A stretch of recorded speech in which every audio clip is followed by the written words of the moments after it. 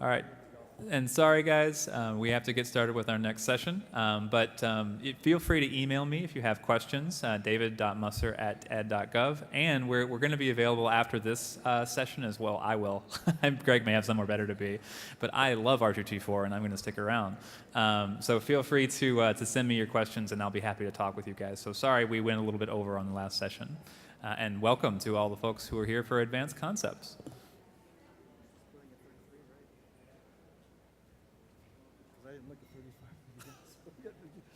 I'm just kidding. I trusted you implicitly. Okay, folks, good afternoon, and welcome to the R2T4 Advanced Concepts session. My name is Greg Martin. I'm with Office of Post-Secondary Education and Policy in Washington, D.C., and I'm joined by David Musser, who's with Federal Student Aid, and he works out of the Chicago office. Okay, this session is going to deal with, as it points out, advanced concepts. For the first 27 years of my career, I wasn't advanced, and now at this conference, I've done advanced modules and now advanced R2T4. So it took a long time, but I finally moved up, and all of you along with me. So here we are, and all we mean by advanced concepts is that we're presuming a certain level of knowledge of the basics of R2T4 before we move on. David's done this session before, so I don't know how much time will be left for questions when we're through. Obviously, if we have time remaining, we'll take questions at the microphone. So if we still have time remaining on the clock, come up and use the microphones to ask questions when the session is complete. When it's over, David and I will be available for any other questions that you may have. So we'll get started here. Here's our agenda. We'll be looking at programs offered in modules and withdrawals from those programs and modules, returning after withdrawals, written confirmation, multiple withdrawals. We're going to look at competency-based programs, projecting payment periods for non-term credit hours, so that might not be applicable to you personally, but it will be to other people in here. Overlapping payment periods, programs using non-standard terms that are not substantially equal, and then non-term programs where a student has an abbreviated loan period. So we do have some pretty complicated concepts here. I'd like to say that R2T4 always starts out really easy. The concept is a very simple one. You return money according to the percentage of time the student was not there, and you return the money proportionally, and then it goes downhill from there, right? So this is the terminal point of that downhillness. Okay, let's talk about programs offered in modules then. First of all, we should define what we mean by modules, and we don't care what you call them. You can call them mini sessions.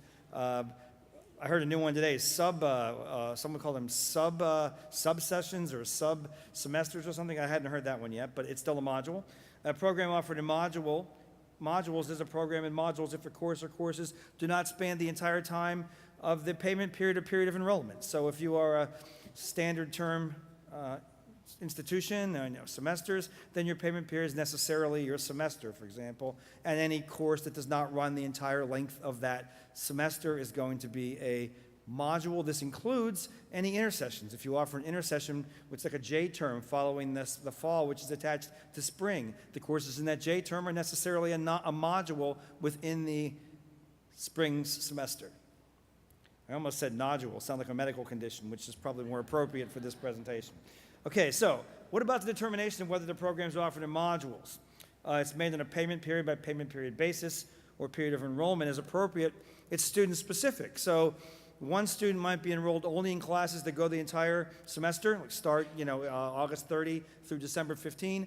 That student would not be enrolled in any modules. Another student may be enrolled in some classes that span the entire term, but then they're also enrolled in an 8-week module.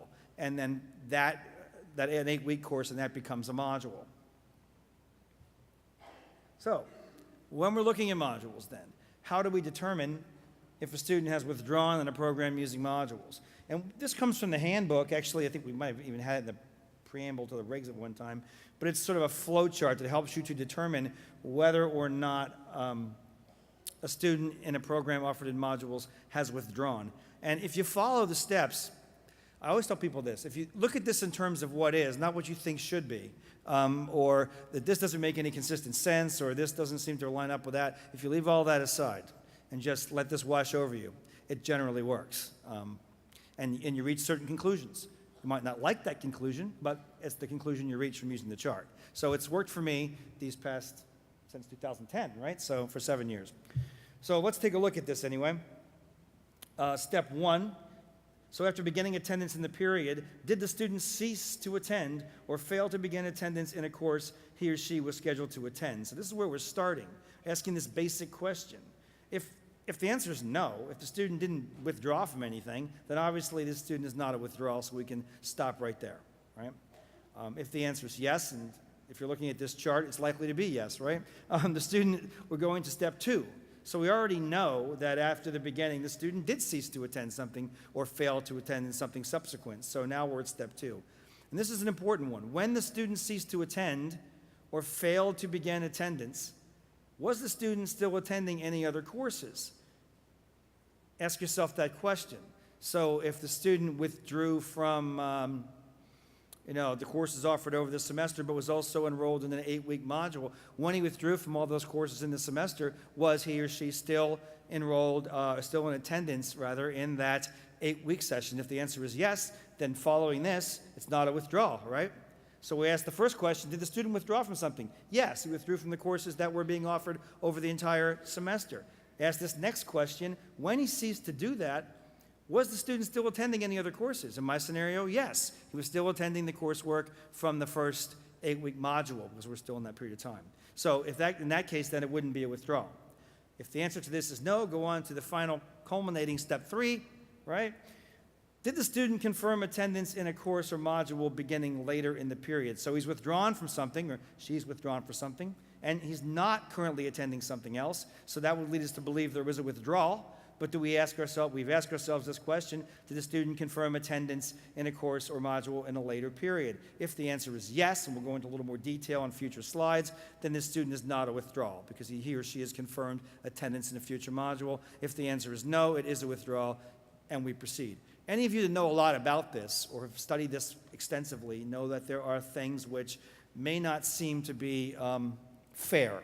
I'll use that for lack of a better word, in the grand scheme of things. Well, it's not fair to this student that he was a withdrawal and this student wasn't.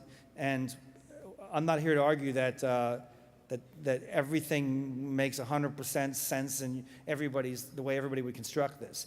But again, I would urge you not to think about what you think is right, just to think about what is. And this chart will serve you well in that regard, okay? If that sounded like a bit of obfuscation, well, the words are yours. Withdraw from a program in a offered a module. A student is enrolled in a credit hour program. Now they are considered to have withdrawn, if the student does not complete all the days in the payment period or period of enrollment he or she was scheduled to complete. And as we move on to a more complicated part of this presentation, which fortunately is David's, always remember this idea of what the student was scheduled to complete. That's going to be very important as we get to some of these future examples. And this includes cases where the student completes a module but does not drop out of a future module that he or she was scheduled to attend. So, very basic concept of modules. If a student is enrolled, modules 1, 2, and 3, what was that student scheduled to attend? Modules 1, 2, and 3. If that student does not, withdraw or drop the classes from subsequent modules while still enrolled in a module, then that student's going to be a withdrawal because they will not have completed all the coursework that they were scheduled to attend. I wanted to point out this asterisk here at the bottom. Unless the student provides written confirmation, he or she intends to come back in a future module, so we need to make that clarification. Now, we get this question, what if a student drops all future classes between modules? So the module's taking place, module 1, we'll call it module A, whatever. Students completed that module, and now he's going to drop the future classes during the break period between module 1 and the subsequent modules. So if a student drops all those future classes in the payment period or period of enrollment on the same day the student completes a module, or prior to completing a module, the student is not considered withdrawn. So the student could withdraw from those future classes on the last day of a module he or she completes, not withdraws from, completes, right? Or withdraw from those classes prior to the completion of the module. It's not a withdrawal. This is very important for summertime. You know, we get a lot of schools will tell me, well, we don't have modules. And I'll say, oh, really? You don't have any modules? And they'll say, well, do you have a summertime? Yeah, we do. It's comprised of summer 1, 2, and 3. Guess what? You've got modules, all right? So if a student, completes, because the way it would be now, if I enroll for summer 1, 2, and 3, I'm scheduled to attend all those. I could get straight A's in module 1, not just not come back for module 2 and 3, and I'm a withdrawal. So better if I informed you, if you told your students, inform us if you're not coming back, withdraw from those classes or drop those classes, and it wouldn't be a withdrawal. Okay, now we're talking about the denominator used in the calculation of the return of Title IV funds. If the total number of calendar days in the payment period or period of enrollment is rather the total number of calendar days in the payment period or period of enrollment, including all days within that period the student was scheduled to attend prior to ceasing attendance. So we're looking at that denominator portion of the calculation. There's the numerator, the number of days completed, over the number scheduled to complete. Fortunately, it's very simple math, or else I wouldn't be up here doing it. I think long division's about where I ceased to get upper 90s in mathematics, so it's fortunate that we're ending there. If this were calculus, I would be lost. So we have this very simple calculation, and right now we're looking at the denominator. And what that excludes is scheduled breaks of at least 5 consecutive days when the student is not scheduled to attend a module or other course offered within that period of time. And probably David went over the 5 consecutive day thing in the basics, I would imagine. So if you want to catch up with that, you might want to go back and review that presentation. But we're not going to get into how to calculate that 5-day break period now. It's pretty good, too, because I might have forgotten how to do it on my feet. Just kidding. All right. Therefore, what about a student who is scheduled to complete more than one module? And that's generally going to be the case. If the student withdraws from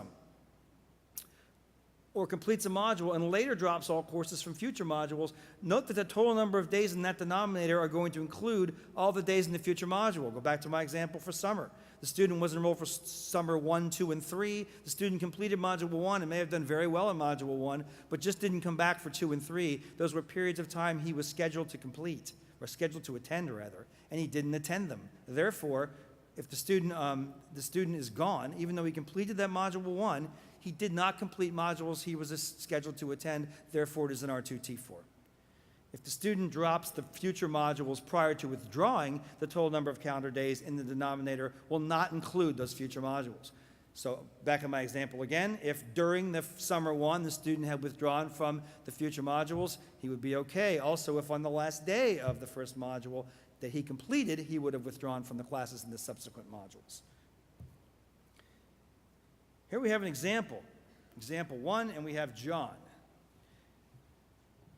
I'm glad we've gone back. The department's gone back and forth on this. We used to use common names, then we switched to bizarre names of celebrities, and from Forrest Gump years, we always used Forrest Gump references until anybody under the age of 50 wouldn't know who Forrest Gump was, and we dropped all that. So now we're just back to standard names again.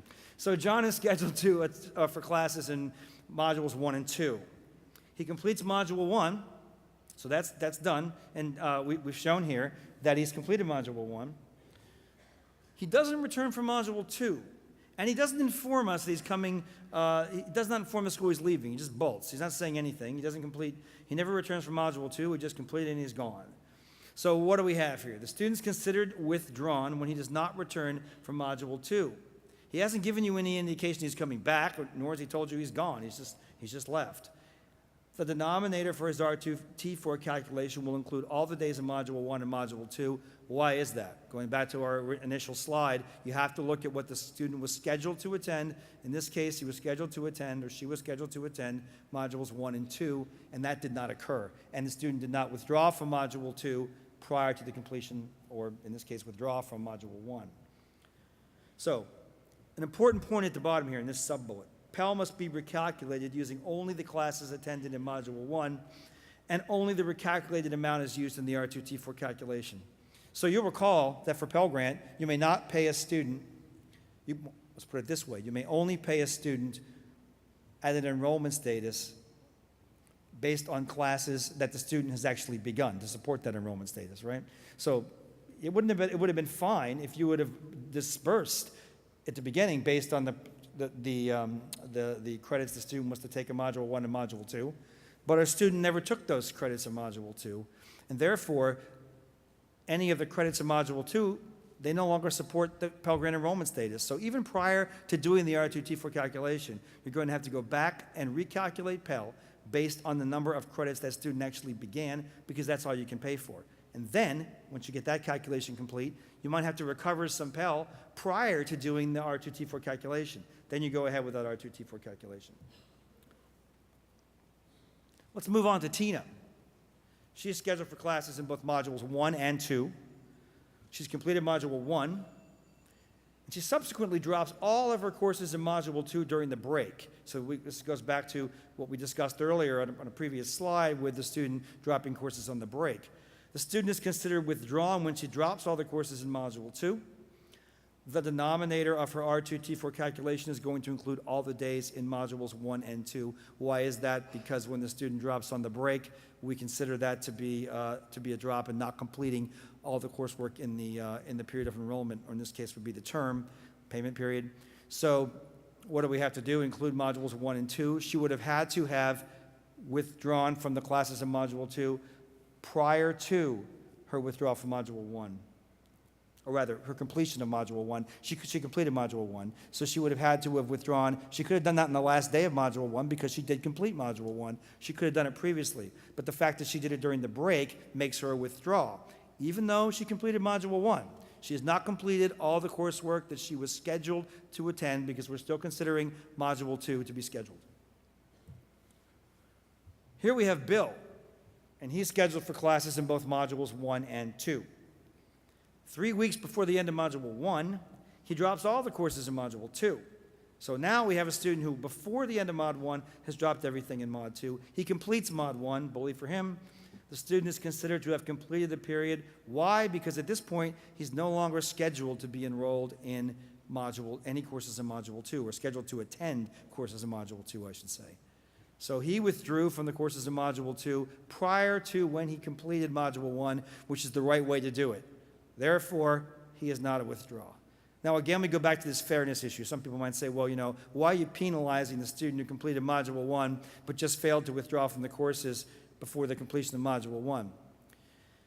And all I can tell you is I wouldn't call it penalizing, but that's just the way the system works here. The student has to withdraw from those courses. So it's important to convey to students that if you're going to do this, you need to accomplish it prior to the end of the first module, which is what happened here. Fortunately for this student, an R2T4 calculation is not required. However, we point out, very importantly at the bottom, Pell must be recalculated. This is not an R2T4 situation, but again, we dispersed Pell Grant based on the credits from modules 1 and module 2, right? So maybe we didn't use credits here, but let's just say he had 6 in module 1 and 6 in module 2 for a total of 12. He didn't come back for module 2. He'd withdrawn from it, fine, no R2T4, but we paid for 6 credits he did not begin. Therefore, Pell will be recalculated.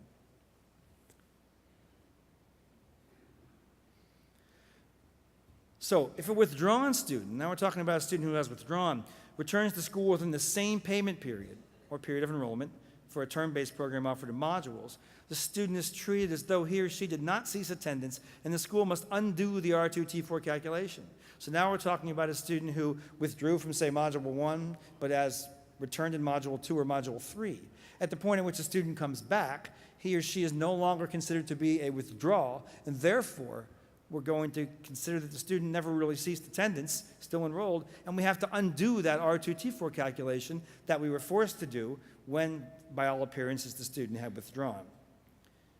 If you awarded Pell Grant on the basis of classes the student did not attend, you must recalculate. Going back to what we've been talking about these previous few slides, you can only ever pay Pell for classes a student has attended or begun attendance in, and that stands sort of outside of R2T4.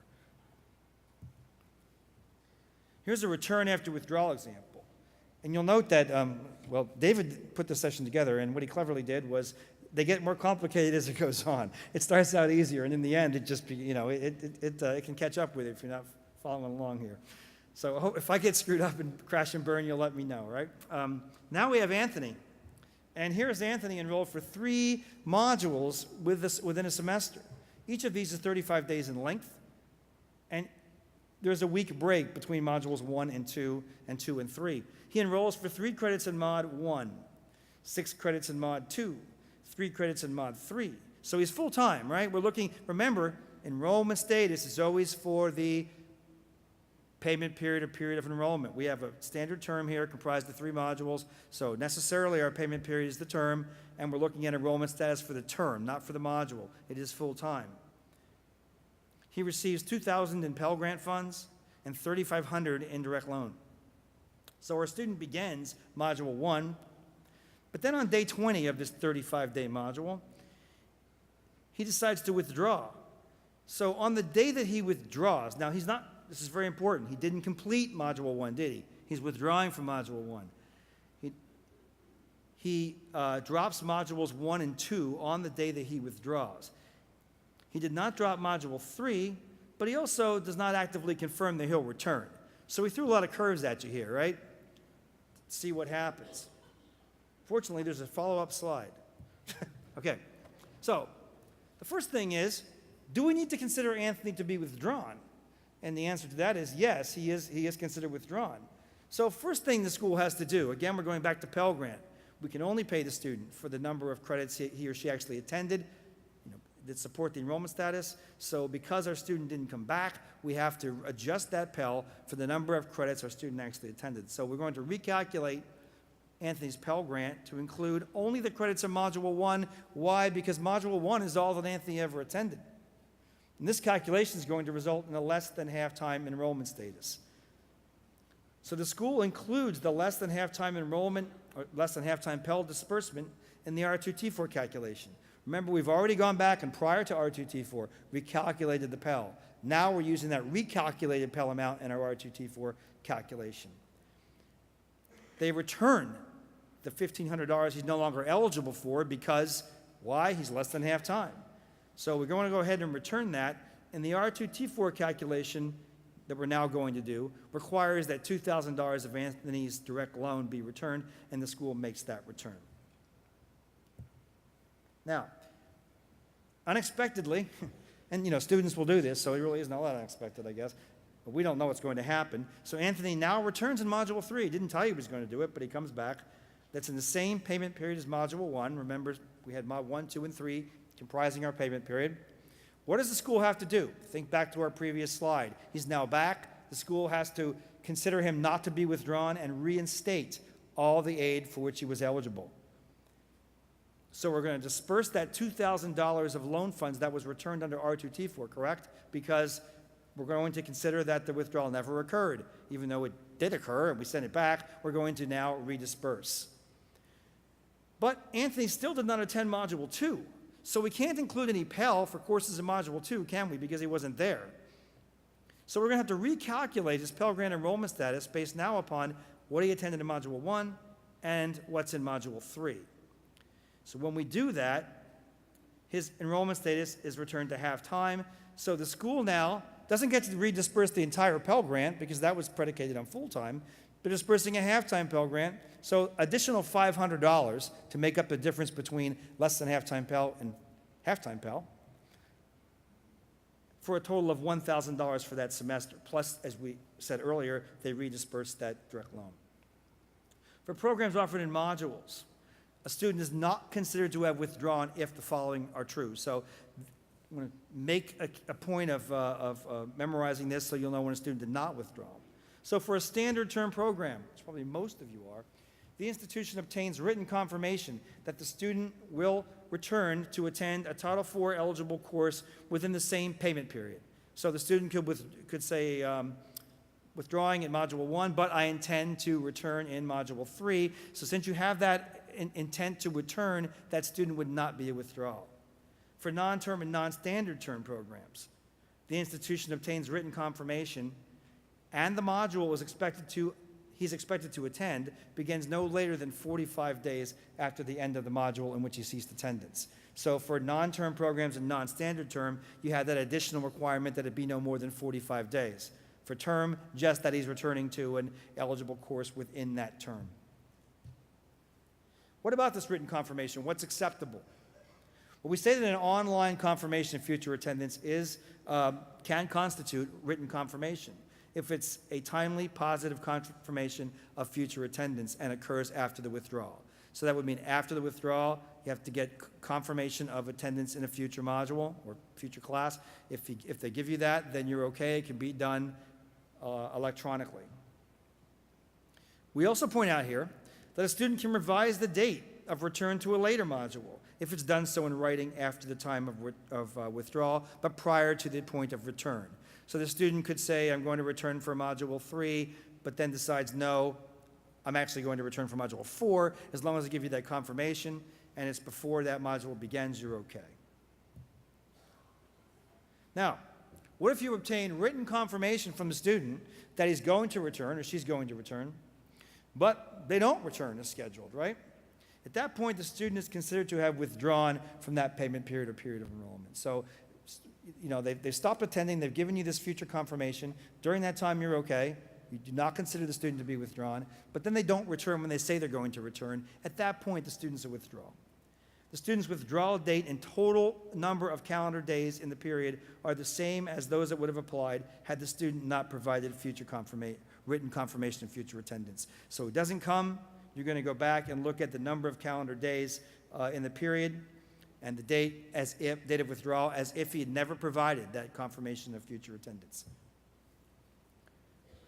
Now we get to competency-based programs, and I guess David and I have worked so much on competency-based programs that we couldn't not include this. So even if it doesn't apply to you right now, it may in the future. Competency-based programs are increasingly popular, and you may be told, directed by someone in a position of authority above you, that whether or not you like it, you're going to be doing competency-based. So you might want to consider, just keep this in the back of your head, even if you're not working with it currently. So in some competency-based programs, a student may complete the work required for the competency in less time than the length of the term. That's the way competency-based programs work. You're demonstrating competencies, so you might demonstrate all the competencies prior to the end of the term. That would never have been the case with me, but with some people that could happen. I needed the term and usually then some. So the time working on a competency is a consideration for this, and it is considered to be a module for R2T4 purposes. So we're looking at the time it takes to complete a competency being considered a module because that's going to be less than the entire semester. Therefore, logically, we can make that step then to say it's a module. The module begins when the student begins work on the competency and ends when the student demonstrates mastery. But it gets a little more complicated because, it has to get more complicated, right? If the competencies in a competency-based program using terms do not have specified start and end dates, so you're not having specified start and end dates for each of these competencies, it's just sort of a subscription period, right, which would be your term. I can demonstrate as many competencies as I can during this term, and there's no particular start and end date for any of them. Then the students are considered to be scheduled to attend the entire term. And they would not be modules if there's no scheduled start and end date. Remember, each module has a scheduled start and end date. In this case, the competencies don't have that. They go the whole length of the term. So in these cases, the denominator of R2T4 calculation will include all the days in the payment period. Here's John in a competency-based program using a subscription period. And that means that the subscription says, you get this subscription, and whatever you can complete in that period of time, good. You've subscribed for this period of time. In this case, the subscription period being the standard term of 110 days. The competencies in the program can be taken consecutively or concurrently. Each competency is the equivalent of 1 credit. Because the subscription period coincides with the payment period, the school considers the student scheduled to attend for the full payment period. Now, John officially withdraws when he is enrolled in 12 credits and he has mastered 5 credits worth of competencies. So we make you draw this equivalency. There are no scheduled breaks. He's only mastered 5. He's mastered 5 of these, and he withdraws. No scheduled breaks here. So the days in the term are 110, and that's going to be your denominator for your R2T4 calculation. He's completed only 7 of 12 competencies, so the school must recalculate the Pell Grant status. He's no longer full-time. When a student withdraws from more than one module during a payment period, so now we're going to throw another curve at you. Not only is our student withdrawing from one and coming back for another, he or she's going to withdraw from one, come back for another, and then withdraw from that one, right? When we all know what happens. The student has attended, so they're withdrawing from more than one module. The days in the module in the payment period are included in the denominator of the R2T4 calculation if the following. So we need to ask ourselves the question now, which of these modules is going to be included in our denominator? They're included if the student attended at least one day in the module. So if they attended at least one day in the module, it's a given that's going to be included. That module is going to be included in our denominator. The module is in the future, and the student was scheduled to attend the module at the time of withdrawal. Remember, we said you count all periods the student was scheduled to attend unless the student dropped those credits prior to the point at which he withdrew from the previous module or prior to completion of the previous module. Or if the module was in the past and it was included in the original payment period or period of enrollment used to determine the amount of Title IV funds. So all of these would be included in the period of enrollment, the denominator rather in the period for the R2T4 calculation. Here's an example. Module 1, 3 credits. Module 2, 3 credits, 3, 3, and 4, 3 credits. Payment period includes all 4 of these modules, each at 20 days long, with a 6-day break between each. We're going back to Bill again. He's enrolled for 12 credit hours in all 4 modules. So they calculate him for full time, and he receives a Pell Grant disbursement of $2,000 and a subsidized direct loan disbursement of $3,500. You can all see how this would occur here. When we look at what his enrollment status is, we're looking at the entire term, not just the modules. So collectively, then, we have a full-time enrollment status. Bill begins attendance in Module 1, but soon decides to withdraw from that module. So we see here he's withdrawn on day 14 of Module 1. He's officially withdrawn from Module 1 on day 14. But he does not inform his school that he ever plans to attend in later modules. So he's officially withdrawn, hasn't given us any indication he's coming back, so we know it's a withdrawal. He did not drop the courses in any other module before withdrawing from Module 1, so what was he scheduled to attend at this point? Again, one of these things where you might say, gosh, this doesn't seem quite fair or equitable, because if he'd just been astute enough to drop these other modules prior to this, they wouldn't have counted. And the answer to that observation is yes, but he didn't, right? So he did not drop any of the other modules before withdrawing from Module 1. So he's scheduled to attend all of them. Therefore, all the days in all of these modules are going to count in the denominator for our R2T4 calculation. Whereas if he had dropped these prior to his withdrawal, they wouldn't have counted. The school recalculates the student's Pell Grant first before doing anything else. And why do they have to do that? You disperse based on full time, right? You could do that because when you disperse Pell Grant, what was his enrollment status? Full time. But he never began the courses in Module 2, 3, and 4. So we have to adjust for that. They recalculate the student's Pell Grant to what? Less than half time. What's the only credit the student began? 3 credits in Module 1. So we have to pay the student accordingly. We return $1,500 not as the result of R2T4, as a result of a Pell recalculation that we're doing prior to R2T4. Then we perform R2T4. We're going to include that less than half-time Pell. We're going to include the subsidized direct loan disbursement of $3,500. Note that we do not adjust the direct loan disbursement, right?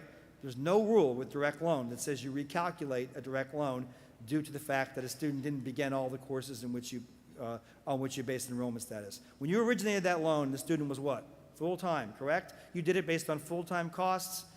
The student did begin attendance. You dispersed that loan. When you dispersed, was the student half-time? Yes. Therefore, you make no changes in that loan. So you move ahead to the R2T4 calculation. The calculation in this case requires the return of $3,300 in subsidized direct loan. Here we have Bill returning in Module 3. So he withdrew. We're Xing out Module 2 because he didn't go in Module 2. He returns in Module 3. So what do we have to do? Reinstate his aid following the previous R2T4 calculation, which we just did. We're going to redisperse $3,300 in subsidized direct loan funds. We returned that originally as a result of the R2T4 calculation we did. We're undoing it. So to undo it, we return that money.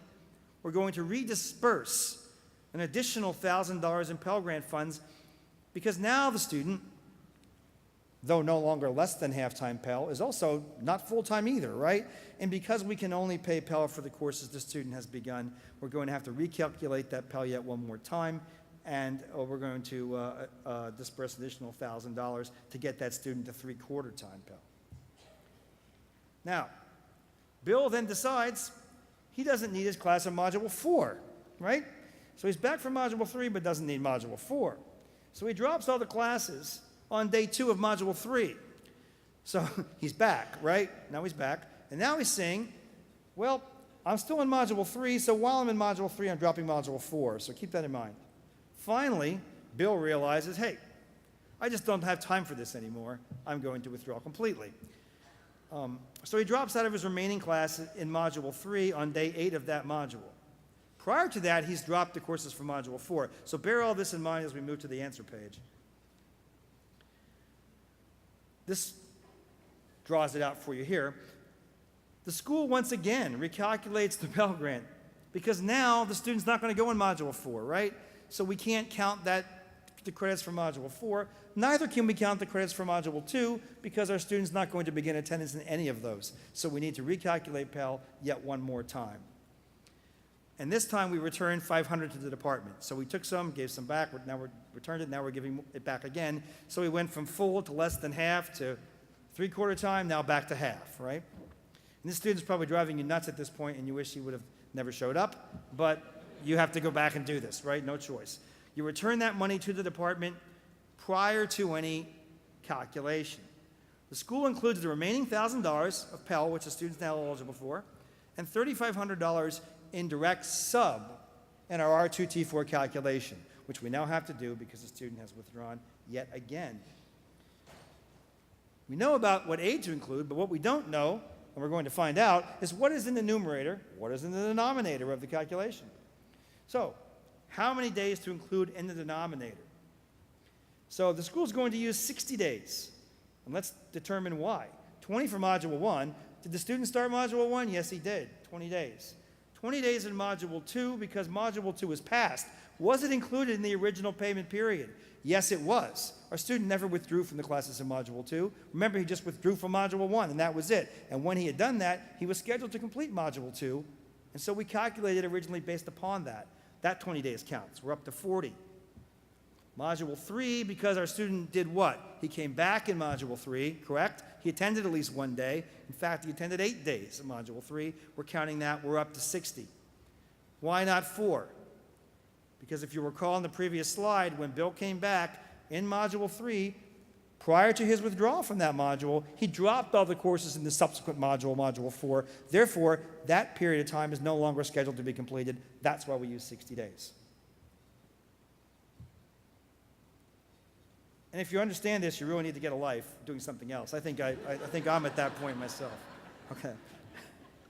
So, now we have our example, drops Module 4. So, when the school determines how many days to include in the numerator, we did the denominator. It's going to use 22 days. We're going to use the actual number of days attended from any period of time during this semester. 14 days in Module 1, 8 days in Module 2. That's all Bill attended throughout this entire thing. So that would be then 22 days in our numerator over 60 in our denominator. Bill has earned 36.7% of Title IV for the payment period, and our school is now going to return, after all this, 28, 48, 50 in direct subsidized loan funds. And I am going to ask David to come up and complete the rest of this calculation, this presentation rather, which will have more complicated calculations moving forward.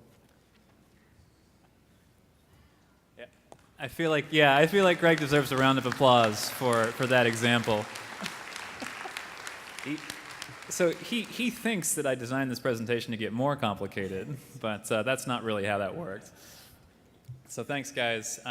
We're actually going to change gears here. And it's funny, whenever I do a presentation with Greg, some reason I seem like the straight man. I don't know why. I'll play that role because then I don't have to make jokes. It works out much better for me. So now we're going to talk about something that only applies to probably some of you in the room and not all of you. This is a concept of projecting payment period completion dates. And when a student withdraws from a credit hour non-term program in which the completion date of the period depends on the individual student's progress, an institution actually has to project the completion date based on that student's progress in order to determine the number of days in the payment period or period of enrollment in order to determine the denominator for the R2T4 calculation. So there are some principles for how you do this in a case where you've got a non-term credit hour program. And the first principle is that the institution has to account for the actual individual's rate of progression. You can't assume that the student is going to complete everything, that they're going to, if you give them the option of what they're allowed to take, you can't assume that they're going to take everything in a certain way. You actually have to look at what they decided to take and what they actually completed. The second principle is that you have to take into consideration any credits that a student has attempted but not successfully completed before withdrawing. And that's generally the most common reason that a student might not complete the payment period or the period of enrollment at the time that you expected him to complete it. And you have to take that into account when you project. If a student withdraws before earning any credits or completing any coursework, the institution has to have a reasonable procedure for projecting the completion date for that student. Now, that's a case where you don't have any data about the individual student's progress, but you still have to have some way of determining how long it probably would have taken him to complete the payment period. And we'll explain a little bit about how that might work in a later slide. And finally, the number of days in the denominator can never be less than the number of days in the payment period definition that you're working with, or both payment periods if you're working with a period of enrollment. And that's, even though it seems a little obvious, sometimes when you get in the business of trying to project these payment period dates, you lose sight of the fact that the payment period always has to be associated with a number of weeks, right? Because if you're in a non-term credit hour program, and let's say you have a defined academic year of 30 weeks, then your payment periods are each 15 weeks long, and that constitutes a certain number of days. So even if you have a student who's accelerating, who's going really fast before he or she withdraws for some reason, you can't have fewer days in your payment period than you actually have, fewer days in your R2T4 denominator than you actually have in your payment period. So that's the final thing. So now I'm going to go through some examples of how different ways that you might do payment period projection in different cases. So in this example, nothing was completed. So we've got Danny. Danny enrolls in the program that's a credit hour non-term program. He withdraws before he earns any credits, before he completes any lessons, or provides any other measure of progress whatsoever toward the course or program goals. He just gives up pretty early, decides it's not for him. The institution uses its records then to identify the student who took the longest to complete the period in order to determine the number of days that it took the student that it would have taken Danny to complete that period. It has no other basis, really, for projecting the number of days in the payment period, and this isn't the only way that they could project for this student, but this is the way that the institution chose. And the institution chooses to use that number of days for the student who took the longest for Danny's payment period. So that's the student who took the longest took 102 days. They choose to use 102 days in Danny's R2T4 calculation as the denominator, and we would consider that to be a reasonable method of projecting the completion for Danny. All right, and then in example 2, we have David. Now, David actually completed some lessons, even though he never got to the end of a course and he never actually finished the course and failed to complete it or completed it. He just did some lessons and then left.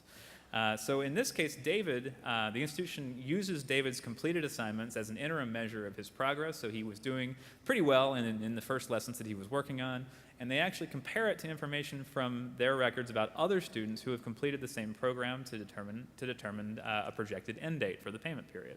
So, and you can see on the slide here, student A took 96 days, student B took 102 days, student C took 185 days to complete the payment period.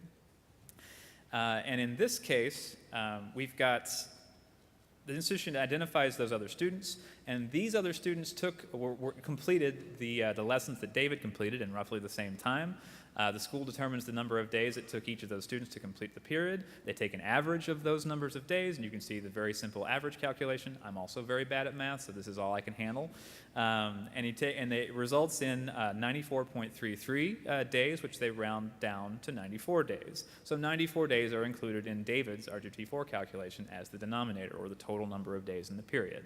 And they would simply use the number of days that David attended, or however they calculated David's withdrawal date in order to get the numerator. So now let's go on to another student, Greg. You can see that they're getting progressively smarter as we go along. Greg is enrolled in a progressive 24-hour non-term program at an institution that performs R2T4 calculations on a payment period basis. And in this program, students are expected to complete 12 credit hours in each payment period, which is 15 weeks. The program is comprised of 4 modules, including 2 classes, 6 credit hours, and 55 calendar days, and there are no breaks between modules. So Greg attends Module 1 here. You can see that in red there at the bottom. But he fails both the courses in that module. So he tried, but he just couldn't hack it, and he just had to drop out. No problem. But Greg can't attempt Module 2 until he completes Module 1. So he has to retake those courses. So then Greg comes back and, to his credit, successfully completes all the courses in Module 1 after retaking them. But now he's got to complete the courses in Module 2 in order to complete the payment period, because as you guys all probably know, if you work with non-term credit hour programs, you don't actually complete the payment period until you complete all of the credits and the weeks associated with half of your academic year. So Greg still has to complete Module 2 in order to get to the end of the payment period. So at the point that Greg is getting to Module 2, he withdraws. He withdraws from Module 2 after attending only 10 days. So the institution realizes that Greg completed Module 1, and he had to finish Module 2. He was going along just fine in Module 2, so the institution adds 55 days to the denominator of the RT4 calculation, because that's how long Greg needs to complete the additional module in order to finish the payment period and complete the total number of credits. All right. So now we're getting to Wendy. Now, Wendy is enrolled in a 24-hour non-term program at an institution that performs RT4 calculations on a payment period basis, and Wendy does pretty well compared to the rest of these students. So students in this program are expected to complete 12 credit hours each payment period every 15 weeks. So again, that's half of your academic year. And Wendy completes the first payment period. She completes the 12 credit hours in the first payment period in 120 days. Wendy withdraws from school, unfortunately, immediately after completing a module on day 53 of the second payment period. At the time that she withdraws, she completed only 1/3 of the work in that payment period, so she completed 4 credit hours in 53 days of the second payment period. So then the school has a lot of data actually about Wendy's progress. And so this school has a pretty sophisticated way of determining how long it would have taken Wendy, and this is always a guess, but it has a way of determining how long it would have taken Wendy to complete this payment period. The school takes the number of credits that Wendy completed in the second payment period, it takes 4, it divides it by the total number of credits in the payment period, that's 12, and gets the percentage of the credits that Wendy in the payment period that Wendy actually earned, so that's 0.333 added to infinity. Then it takes the number of days that she actually intended, 53, and divides it by the percentage of credits earned, and that gives the number of days in the period, 159.159, and they round that down. So that's how they determine the denominator in Wendy's R2T4 calculation. So this is a pretty robust way of projecting a student's payment period, and it's really based on exactly how much that she completed. And it follows all of the principles that we discussed, especially the one that says if the student attended and actually finished coursework or attempted and did not complete coursework, look at that and include that in your determination of how long the payment period would have been when you do the calculation. All right. So now we're going to jump to an entirely different topic that probably is one of the more complicated things that we talked about. I didn't let myself off the hook entirely. So in some cases, the payment period that an institution uses to perform an R2T4 calculation will not exactly coincide with the payment periods for each type of Title IV aid that the student is receiving. So if you're a school that has one of these programs, you're probably very familiar with it, and you probably don't like it very much because it's it's a lot of work, and it takes a lot to keep up with the different kinds of payment periods that you're working with. But in these cases, an institution has to determine the amount of each Title IV award that's attributable to the payment period that you use as the basis for your R2T4 calculation. And we have some principles for how you do this. And these are cases, again, that are a little rare in the entire post-secondary ecosphere, but some schools that have these kinds of programs may see them a lot. So we've created some principles for how you handle these. The first principle is the payment period used in the R2T4 calculation as the basis for your calculation is the one that's defined in 34 CFR 668.4 based on the program's academic calendar. So we're going to talk about different kinds of academic calendars and different kinds of payment periods in just a second. When a Title IV loan period for direct loans or payment period for other types of Title IV aid overlaps but does not exactly coincide day for day with the R2T4 payment period, the institution has to determine the percentage of the period that overlaps with the R2T4 payment period. That's principle number 2. The third principle is the institution is only going to include a prorated amount of the Title IV aid from the direct loan or other aid as aid dispersed or aid that could have been dispersed in the R2T4 calculation based on the percentage of overlap. So that's complicated, but we're going to explain a little bit more as we go along here. Before we do, these are the definitions for the payment periods in 34 CFR 668.4. The first one is the one probably a lot of you are familiar with, standard terms or non-standard terms that are substantially equal in length. In that case, the payment period is the term. And for those programs, if you have those only, you're lucky because this will never happen to you. So you can just take a little nap. It is after lunch. Do whatever you want. But we may come back to you later and you may have questions. But for those, you don't have to worry about it. The second category here is 668.4b. Those are non-standard terms that are not substantially equal in length. And for you guys, this will always happen to you. So you need to be prepared. It's very likely that you're going to have cases where your payment periods do not precisely overlap. And that's because that definition itself says that in these kinds of programs, for the Title IV grant programs, those Pell Grants and other types of grants, the payment period is the term. But for the direct loan program, the payment period is the time that it takes a student to complete half the hours and half the weeks of instructional time in the academic year or program, whichever is shorter. And if that strikes you as familiar, that's because that's the same definition that we use for non-term credit hour programs or clock hour programs. And that is 668.4c. So for non-term programs, the payment period is the time it takes the student to complete half the hours, half the weeks of instructional time in the academic year or program. And in these cases, it's rare, but certainly possible for you to have payment periods that do not exactly coincide. And the only time that happens is when you have what we call abbreviated loan periods for transfer students. And we're going to talk a little bit about that in a few slides. But that's the only time that you have different payment periods that don't precisely coincide in 668.4c programs. Going back to non-standard terms that are not substantially equal, in a program like this, Title IV grants and direct loans use different definitions. Like I said before, a student in such a program probably is going to have two different kinds of payment periods that don't coincide. And because we knew when we did the regulations for these kinds of programs that this was going to happen, we actually have a specific way of dealing with it in the R2T4 regulations. So if the institution performs R2T4 calculations on a payment period basis and an individual is receiving both kinds of aid in this kind of a program, the payment period that they use in the R2T4 calculation is the one that ends later. So if the institution is the student is only receiving one type of aid, the RT4 calculation is only going to use that payment period. So it actually makes it simpler if the student only is getting one kind of aid, direct loans, Pell, whatever it is. But if they receive more than one kind, if they receive loans and grants and they're in this kind of a program, you will probably have a situation where the payment periods don't coincide, and you're going to have to work with what we have coming up next. So one quick note here, as with any R2T4 calculation, undispersed Title IV aid is treated as aid that could have been dispersed as long as the conditions for late disbursements were met prior to the date the student became eligible, but a student can never receive as a post-withdrawal disbursement funds that the school was prohibited from making on or before the date the student withdrew. The reason I'm bringing this up here is because this often occurs in these cases where payment periods do not exactly coincide. You may be right in the middle of a payment period that you're using for the basis of your R2T4 calculation, but if the other payment periods, for example, for your direct loans, if that's not the one you're using, are happening at different times, the student may not have reached the next payment period in order for you to make another disbursement of that type of aid. So in those cases, you may end up including some of those funds as could have been dispersed, but that amount that the student would have needed to get to the next payment period to receive can never ultimately be made as a post-withdrawal disbursement. All right, so now we're going to go through some examples of how this actually plays out. So in example 1 here, we've got a student who is enrolled in a program using non-standard terms that are not substantially equal. He's getting both Pell and loans, so he's going to be in this situation.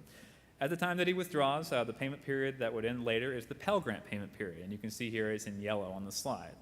The payment period, so that's what they use as the basis for the R2T4 calculation. And you can see here the student got a $1,750 direct loan disbursement, and the student got an $1,100 Pell Grant disbursement. The student withdrew on day 50, And in order to determine the correct amount of direct loan funds to include in the calculation, the institution is going to have to determine the amount of direct loan that's attributable to that R2T4 payment period. And it does that by taking the R2T4 payment period and determining how much is an overlap with the direct loan period. And in this case, as you can see here, the direct loan period is 200 days long. So if you look at the two top boxes that are blue, payment period 1 is 100 days, payment period 2 is 100 days. The entire loan period is 200 days long. The R2T4 payment period, so we're using, remember, the Pell Grant payment period as the basis for our R2T4 calculation, is only 80 days long. And that 80 days is the only overlap with the entire loan. So in order to figure out how much you're going to include of that loan in the R2T4 calculation, you have to take 80 days, divide it by 200 days, and that gives you 40% of the loan that's attributable to the R2T4 payment period. 40% of $3,500 is $1,400. Now, more than $1,400 was dispersed at the beginning. So what happens is you have $1,400 that's included as aid dispersed, and that's how much will go into the calculation for this student. When the R2T4 calculation is performed, the student had completed 62.5% of the period, so he or she has earned 100% of her aid. In this case, no further action is needed because the $1,400 in direct loan funds had already been dispersed, and the $1,100 in Pell Grant funds had already been dispersed. So in this case, all the aid that the student could have gotten is fully earned. The student won't get that $1,750 disbursement from the second payment period of the direct loan. And the student also, you don't have to worry about the earlier portion of the direct loan that was dispersed before the R2T4 payment period began. But note that even if the calculation had indicated that the student had earned more than $1,750 in direct loan funds, you couldn't have given the student more than that $1,750 because the student never reached the second direct loan payment period. So even though that amount would have been included, it could potentially have been included as could have been dispersed, but the student, you can't make that disbursement as a post-withdrawal disbursement because the student never began that payment period. All right, so let's flip it around now, and now let's look at a student who is using the direct loan payment period as the basis for the R2T4 calculation. So let's assume it's the same program. The student is also receiving both Pell and direct loan funds, but this time when the student withdraws, the payment period that ends later is the direct loan, and that's used in the R2T4 calculation as the basis. In order to determine the correct amount of Pell Grant funds to include in the calculation, the institution is going to have to determine the amount of Pell Grant disbursements from both the first and the second Pell Grant payment periods that are attributable to your R2T4 payment period, which, again, is your direct loan payment period. So this time you can see that you actually have to do two different calculations because the Pell Grant is paid in payment periods. It's not calculated using the entire period like a loan is. So we actually, in this case, require you to look at both of the Pell Grant payment periods. And we're going to do them each in order. So the first Pell Grant payment period has a 40-day overlap with the R2T4 payment period. And you can see that there at the bottom of the blue box. The arrows there, there's 40 over 80 days. There's 80 days in the Pell Grant payment period, and 40 days of that payment period overlap with your direct loan payment period, which is the basis for your R2T4 calculation. So 40 days over 80 days equals 50% of that Pell Grant disbursement that's attributable to the R2T4 payment period. That disbursement was $1,100, and so $550 are included from that payment period as aid dispersed. Then you go on to the second Pell Grant. The second Pell Grant has a 60-day overlap with the R2T4 payment period, and that payment period, the Pell Grant payment period is 100 days long. So you take the 60-day overlap, you divide it by 100 total days in the Pell Grant payment period, and that gives you 60% of that disbursement is attributable to the R2T4 payment period, and that's a projected disbursement, which I'm going to talk about in a second, but just keep that in mind because you don't actually have a final enrollment status for that student. But what the school does is it takes 60% of that $1,400 and gets $840 that is included as aid that could have been dispersed because that aid wasn't actually dispersed. The student never made it to that payment period. So as I mentioned before, you might be asking, how did you figure out how much the student was going to get in the second Pell Grant payment period because the student never reached that payment period? And really, all that we can say about that is that you have to have a reasonable method for determining the student's projected enrollment status in these cases. For Pell Grant payment periods that the student hasn't attended, you don't have to have the student attend every class in those future periods in this very specific case in order to include it as could have been dispersed. But you do have to have some basis for including or not including the amount from that payment period. Many times schools will have students indicate that they plan to be enrolled full-time throughout the entire academic year, and in this case, that's what happened. The student indicated on her admission form that she had planned to attend full-time for the year, so the school projects a full-time Pell Grant disbursement for Pell Grant payment period 2, and we would consider that acceptable in this particular case because we're only really determining how much to attribute to the RGT4 payment period. And as always, you could never make a disbursement that includes funds from that $1,400 in Pell payment period 2, because number one, the student never even got to that payment period, but number two, the student didn't attend any of the classes in that payment period, so you can't actually disperse any of that aid. All right, so let's wrap it up here for this example. When the RGT4 calculation is performed, the student completed 30% of the period, therefore earned 30% of the aid. The student's total aid for the period was $1,750 in direct loan funds, $550 dispersed in Pell, and $840 that could have been dispersed for a total of $3,140. The school is required to return 70%. The school returns $1,750 in direct loan funds and $448 in Pell Grant funds, and then they're finished. And the last thing I want to talk about is abbreviated loan periods. So we were just talking about cases where you had non-standard terms with terms that are not substantially equal. Abbreviated loan periods primarily occur in non-term credit hour or clock hour programs, and this can happen in either type of those programs. When a student transfers to a new school and they enter a non-term program and they have an overlap between academic years of the prior school, the new school might want to originate a loan for the remaining period of the school's prior academic year. And we created this regulation for the direct loan program in order to allow for students to receive the amount of aid that they would have been eligible for in their award if they had stuck it out at the prior school and not penalize them when they transfer to a new school. But what this does is it creates what we call an abbreviated loan period that ends on the calendar end date of the prior school's academic year. And that's fine, except what happens when you do that is that your direct loans then no longer coincide in many cases with the payment periods that you're using for all other types of aid, or for your payment period as defined in 668.4c. So the consequences of that I'll explain now. Now, because the abbreviated loan period isn't connected to weeks of instructional time, and it's not consistent with the payment period definition in 668.4c, that use of that payment period will cause those payment periods to be inconsistent with your RGT4 payment periods. And then this example is designed to show you what happens when that occurs. So in non-term programs, the RGT4 calculation is always going to be based on the definition of a payment period in 668.4c, which in this case is the same one used by Pell Grants and all other forms of grants, except for your direct loan for this transfer student because you have this direct loan abbreviated loan period. And you can see why now on the slide.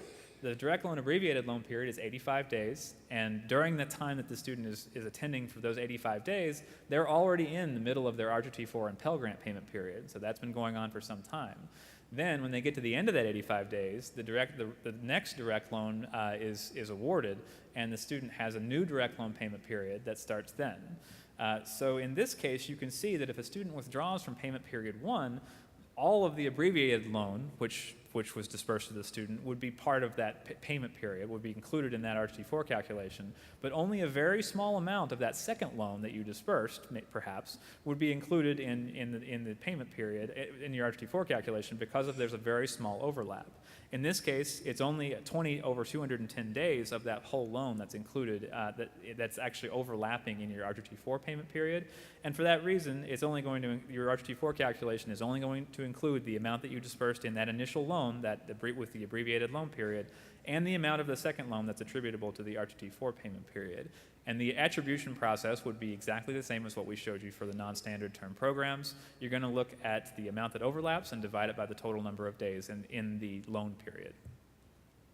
So we wanted to give you, as we didn't have time to go through a full example for abbreviated loan periods, but there is another session that handles this. We put all of this information on here because we wanted you guys to have the option if you read this beforehand. The first 2 sessions for administering Title IV aid for transfer students have already passed, but there is one more on Thursday that I highly recommend that you attend. It's a really good session, and it will have a much more robust example of how to treat these cases when you have transfer students that withdraw. And you have to attribute a certain portion of their loans to your RTT4 payment period. And here's all the resources that we used to come up with all of this. If you're interested, pretty much all of this is a vital reading if you really want to dig down into the RTT4 policy process and understand everything about these programs. And now we want to open it up for some questions. I think we actually do still have some time. So if you want to ask a question right now, please come on up to the microphones and we will be happy to respond to you. We hope that we can get our microphones to work, but if not, Greg or I will walk up here and take your questions that way. For those who aren't sticking around, thank you so much, and we appreciate you guys coming by.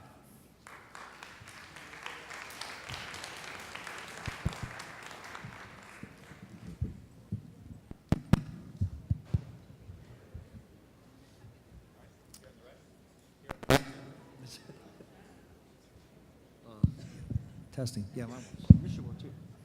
That wasn't bad.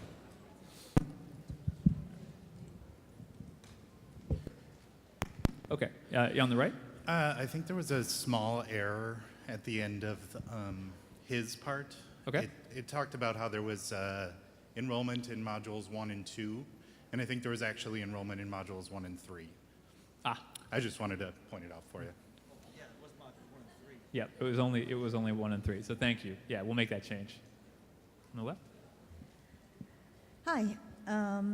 Just a couple questions on the multiple withdrawals Okay. slide that you told us to try to make sure we're very familiar with. So if the module's in the future and the student was scheduled to attend the module at the time of the withdrawal, okay, so that means that the module starts in the future. I mean, all your examples were sequential modules. You don't always have that. So if the student withdraws or drops that module on the date of the withdrawal, you would include it. So if the student was scheduled for that next one on the day of the withdrawal, unless the student is completing the module that you're talking about, then and they drop the other one on the same exact day. It was what That's Greg what I mentioned was- as one of yeah. them. So that if you drop drop a future module on the same day that you complete a payment period, we treat it as if you're still enrolled and you're dropping that future module. So we don't consider that to be a withdrawal. That's the case. But if you don't drop that future module and you complete one. And you drop it, let's say, a couple of days later, then you are required to include that And future include it. module in the denominator of the RT4 calculation because he or she was scheduled to attend it on the date that he ceased attendance. Okay, but if they dropped a module that hasn't started before their actual withdrawal date from a module they are attending, you don't have to include that within the denominator. Right, that's correct. But we Exactly. should draw a distinction between, like David was just saying, if they complete a module and withdraw from the future modules on the day they complete the module, it doesn't count. But if they withdraw from a module and on the day they withdraw drop the next classes, then those are then they do included. count. Yeah. So there's a Okay, difference with between denominator. completing and withdrawing, right? Yes, Yep. And that's that was the key. my question. Yep. And the second question, it's the same slide, is defining on the third bullet there, used, the modules in the past and was included in the original payment period, okay, and used to determine the amount of Title IV eligibility. So which is a little ambiguous, especially in a community college, right? So do you mean like if we use Pell Census at census? Do you mean if the student in that course that, I'm thinking specifically of drops, which I know the department's looking in these cases at drops and withdrawals in the same way. However, do you mean if the student had, what do you mean? Let me ask No, it that way. I know it's in a my great mind, question. but. No, it's a very good question. And this particular concept, and remember, it only applies when there's multiple withdrawals, and there's a Yes. module in the past that maybe the student didn't attend. So in these Yeah. cases, we're looking for any module that includes courses that for which you applied the credit toward any of your Title IV awards. That could be your Pell, that could be your loans, that could be anything. So if, let's say, he had a Module 2 in the example that Craig gave, there were only 3 credits in the module that the student was expected that he or she was going to attend. But when the school made its original calculation for the student's Pell Grant and loans, it included that 3 credits. And therefore, that module gets included in the denominator later if there are multiple withdrawals. So it's a very expansive definition. We would think you include almost everything. If the only exceptions that I can think of would be either courses that had no relationship to the student's program, so that it was just something that was taken on the side that didn't get included in toward his enrollment status, or maybe it's something he's passed and retaken more than a few times, and that can't be included. Those you wouldn't include in this calculation. So, to community college, there's such a wide variety of, like, you say there's rare, but we've got a lot of rare always. So, so if the student added a course after the start of the term and then dropped the course before census, this is common. Would we include that if the student later withdrew in the term? Because sometimes that course may have a course length that would change the denominator. And that's what we're just trying to figure out is, what do we need to include in case it makes a difference? And courses added after the beginning of the term and then maybe dropped like a week later. That's why I'm trying to figure out what is. Well, so I think. Can we define it ourselves then? Well, no. Sorry. Define it. In this particular case, we wouldn't let you. But if the course had any contribution to how much aid the student got, think of it in those terms. So if the course maybe would have increased the student's Pell Grant, or was even included in the number of courses that was applicable to the student's Pell Grant enrollment status, or was included in the number of courses that made the student have time, or any of those things. So it's very, very broad. If the student ever was enrolled for that class and it was part of your awarding of the Title IV aid, then it gets included. Those days get included in this very specific scenario where there's multiple withdrawals. It's tough. Okay. All right. Thank you. Yep. I just had a quick question regarding if you have a standard term that has 2 modules only. Can you get a little close? Sorry, I couldn't quite hear you. So if you have a term, it's a standard term that has 2 modules only, and so you have a student who starts Mod 1, and then for some reason they're not going to take Mod 2, they give you confirmation that they plan to return the next term, which would be the start right after Mod 2, essentially. Technically, this is a different payment period. Yeah. Do you still get to do not a withdrawal because That's they're a withdrawal. confirming? Okay. Because it's all about the withdrawal for the payment period. At a standard term program, you have to do your RT4 calculations on a payment period basis. So in this case, you would have to say he's a withdrawal because he's not planning to come back, and he's given you no indication that he's going to come back in that payment period. Right. So essentially, if you have 2 modules only in a term, you can't really do a confirmation of written. Well, no. I mean, the student might drop out in the middle of the first module and then give you confirmation that he To come plans back to on return Mod to 2. the second module, and that would be a case where you could do that. Okay. But remember, that module is part of that same payment period, and that's the whole idea. In your example, it was in the next semester, so therefore has nothing to do with that payment period. Right. That's Perfect. right. Thanks. Sure. Okay. Oh, okay. Either one. I have 2 questions, they're probably not quick, about overlapping payment periods.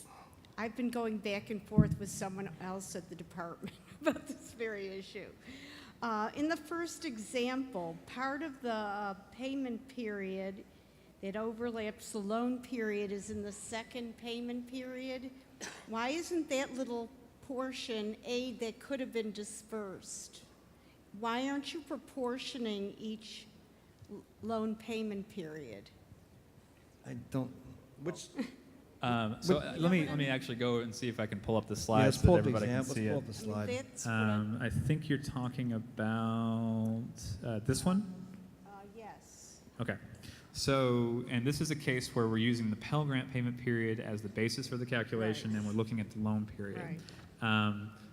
So that was a decision that the Office of Post-Secondary Education made, and I don't want to speak to the precise reasoning for it, but Okay. I will say that what it does is it ensures that in many cases the amount that ends up in the calculation is an amount dispersed rather than an amount that could have been dispersed, and it makes the calculation just a tiny bit simpler, and that's why you're prorating on the basis of the whole direct loan rather than each direct loan payment period.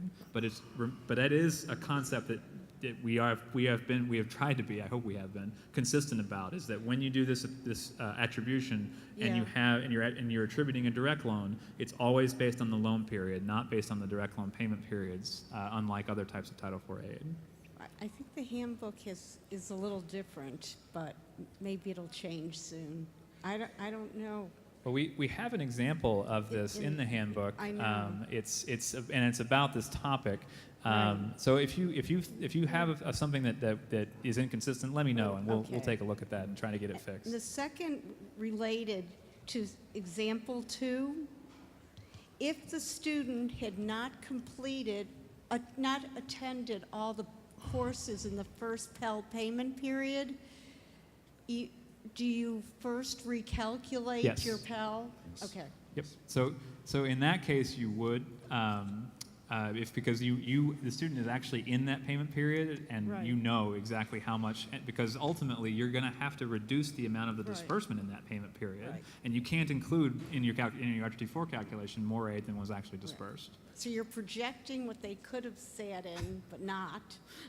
Well, and the then- only reason that you project is because we acknowledge that you have no way of Yeah. knowing what the student would have done in that future payment period, Okay. but you do know what's happening in the current payment Right. period. Okay, thank you. Greg, I have a question. This pertains to yesterday's session on modules, when we were talking about census dates, and that if you only have one census date with multiple modules, that if a student adds a second module class after your first census date, that you don't recalculate your Pell. But in the slides on multiple withdrawals, if a student, say for example, was enrolled in 12 credit hours over the 2 modules, 6 in each module, and withdrew from both modules